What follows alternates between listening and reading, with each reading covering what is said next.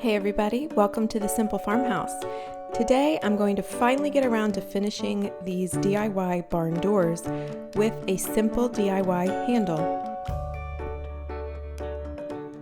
If you're new here, I'd love to have you hit that subscribe button and tap the bell to receive notifications for upcoming videos. So here's what I was starting with. These doors have worked well in keeping space and sound separate between our music room and our family room. I made them using plywood and 1x4s, and they've been like this for a few years. But it was finally time to finish them off with a simple and budget-friendly handle. I thought it might be nice to tie in the warmth of the wood tone from the mantel with that black steel look from the hardware of the barn doors. And I thought a nice chunky dowel rod might be perfect for this idea. So I went to the store not really knowing how I was going to bring this all together, and I ended up finding these hardware pieces right next to the steel pipe section. These I had never seen before, and they're actually pretty handy. They are specifically made for making steel furniture pieces, and it fit perfectly with the width of the dowel rod that I wanted to use.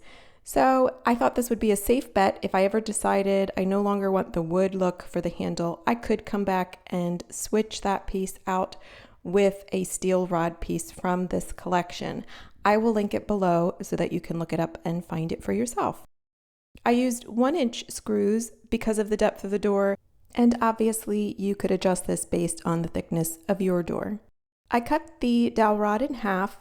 It was 18 inches for 2 pieces that way, and then I decided it was a little bit longer than I was looking for, so I trimmed another 1.5 inches off, ending up with 16.5 inches, and this is what it will look like when it gets assembled. But first I wanted to match the look of our mantel, which I have made using white pine and a burn finish, followed by a mix of stain and then a finish of Danish oil. So that was a lot of steps that I didn't want to repeat on a dowel rod. I just used the stain mix and worked it until it was about the same depth. It was a different species of wood, so the wood grain stands out enough that I thought they matched pretty well. Because I like to mix my own stain colors, I keep them in a mason jar, and the airtight top helps to keep it from drying out, which I found it sometimes does in a can. This one needs to be mixed again, but this is the mix that I used on the mantel, and having it saved just helps when I want to add something else to that room. I can label the top. I know what the mix ratio is, and if I come back to make a coffee table or side table or something like this, it's very easy to pull it back, refer to it, and use it again. This mix ratio is equal parts of Minwax, weathered oak, and English chestnut. I'm going to use an old rag to wipe the dowel rod down, and I will just keep going over it until I get the depth of color that I'm looking for to match the mantel as much as possible. Here's what it looks like assembled. You just insert the dowel rod and tighten with an Allen wrench. Super easy. And now to hang them. I started with a measurement from the floor, but made sure to use a level so that the pieces would line up when the doors were closed.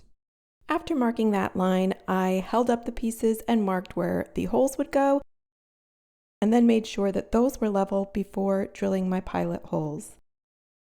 Here's what they look like hung. And of course, the screws will need a touch of black paint, but I was really happy with how they turned out. So I broke out my black paint and I just dabbed a little bit on those screw heads and blended it all together, and this is the finished product. For about $12 per handle, which I think is a very reasonable price for a handle this size, I was able to finish our barn doors. I think it feels a touch modern, a touch rustic, and it blends the warmth of the wood with the steel hardware at the top of the door. The handle size can be adjusted because of the use of dowel rods and these fantastic hardware pieces. So I hope you found this little mini DIY helpful.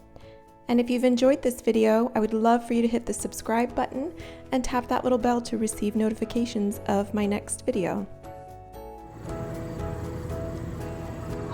Until next time.